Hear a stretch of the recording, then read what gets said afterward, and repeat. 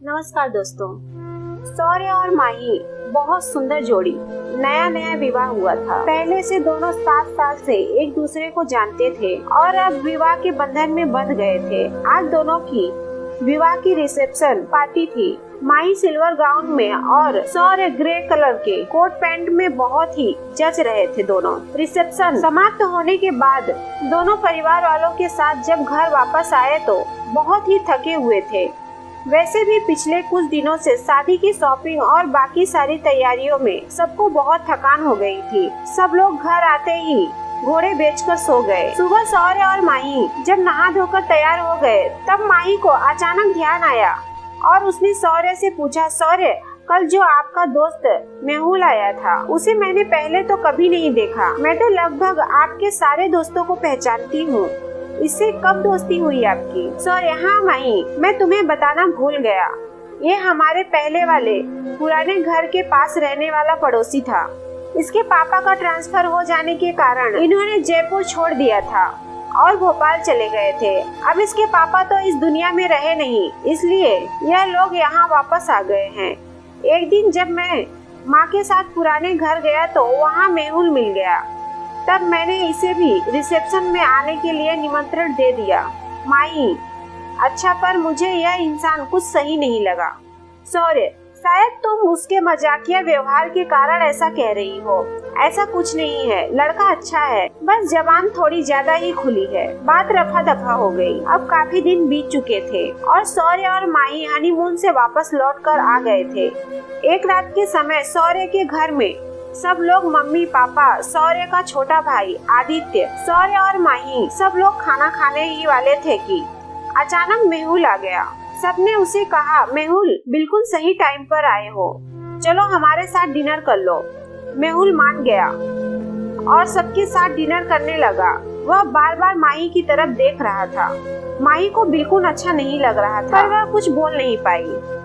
बाद में उसने सौर्य से कहा, मुझे मेहुल का ऐसे अचानक आना और बार बार मुझे देखना बिल्कुल अच्छा नहीं लगा। सौर्य, कोई बात नहीं, ऐसा कुछ नहीं है, इतनी टेंशन मत लो। एक दिन मेहुल सौर्य के ऑफिस पहुंच गया और उससे बोला, यार मार्केट में आया था और देख अपना वॉलेट घर पर भूल कर आ गया हूँ। तभी तेरे ऑफिस की याद आई।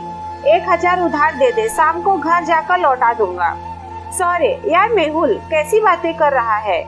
1000 क्या, तू 2000 रख ले, लेकिन शाम को घर मत आना। वो क्या है ना कि माही और मैं बहुत दिनों के बाद आज डिनर के लिए बाहर जाने वाले हैं।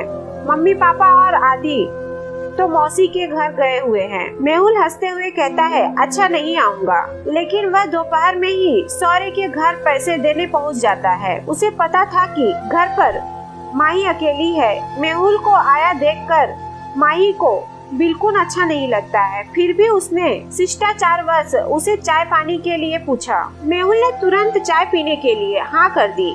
माही जैसे ही चाय बनाने के लिए रसोई की तरफ गई, मेहुल पीछे पीछे रसोई में पहुंच गया और चाय बनाने में मैं मदद कर दूं, ऐसा कहकर माही के हाथों को छूने लगा। माही के हाथों से चीनी का डब्बा छूटकर गिर गया। उसने एक झन्नाटेदार थप्पड़ मेहुल के गाल पर मारा और जोर से चीखी, निकल जाओ यहाँ से। लेकिन मेहुल हंसता हुआ उसकी तरफ बढ़ने लगा। माही तेजी से स्लैब पर पड़े चाकू की तरफ झपटी। चाकू उठाकर वह कमरे की तरफ भागी और बोली, यहाँ से चुपचाप चले जाओ, वरना यह चाकू तुम्हारे पेट में मार दूंगी। बाहर के कमरे में पहुँचते ही वह किसी से टकरा गई और जब उसने देखा तो सौर्य सामने खड़ा था।